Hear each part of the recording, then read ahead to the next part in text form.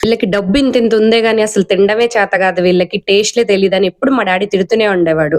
మా డ్యాడీ అంటే అప్పుడు అర్థమయ్యేది కాదు. కానీ ఈ రెస్టారెంట్‌కెళ్ళాక అర్థమైంది మా డ్యాడీ ఎందుకా మాట అన్నాడో అని. ఇక్కడ ఓన్లీ వెజ్జే దొరుకుతుందంట. అక్క కోసం మేము కాంప్రమైజ్ అయ్యి వెజ్జే తిందాం అనుకున్నాం. ఫస్ట్ స్టార్టర్ ఆర్డర్ చేశారు. గార్లిక్ స్టఫ్డ్ మష్రూమ్ అంట. నత్తలున్నట్టే ఉన్నాయి. అస్సలు బాలేదది. కొబ్బరి సాగినట్టు సాగుతుంది. అసలేం బాలేదు. తర్వాత ఈ బటర్ నాన్ విత్ దట్ గోరింటాకు పచ్చడి. యాక్చువల్లీ గోరింటాకు పచ్చడి కాదు, వెజ్ జల్ఫ్రాని అంట. దాని పేరు కూడా డిఫరెంట్ గా ఉంది. పాలకూర అంతే, పచ్చి పాలకూర మిక్సీ బట్టి తీసుకొచ్చినట్టుంది. Next Singapore fried rice. ఇది ఒక్కటే కొంచెం పర్లేదు అనిపించింది. ఒక మనిషి తినే బౌల్ ని వాడు నలుగురికి సర్వ్ చేసిండు. ఏదైనా ఆర్డర్ పెట్టనా అన్నాడు. మా ఆయన నేను మొహం చూసుకొని నువ్వు వద్దు నీ ఫుడ్ వద్దు, మాకు కడుపు నిండిపోయింది, సరిగ్గా చెప్పాలంటే ఆకలి చచ్చిపోయింది అని చెప్పి తప్పించుకున్నాం. తర్వాత ఫింగర్ బాల్ తో వాష్ చేసుకొని కొంచెం ఏదన్నా తిన్నాం, సాటిస్ఫాక్షన్ అనిపించింది అంటే సొంపు తప్పి ఏం లేదు.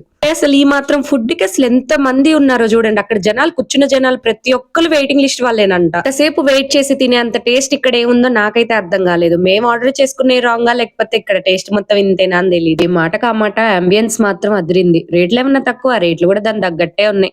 మీరు ఎప్పుడైనా ఎక్స్పీరియన్స్ చేశారా? చేస్తే కామెంట్ చేయండి.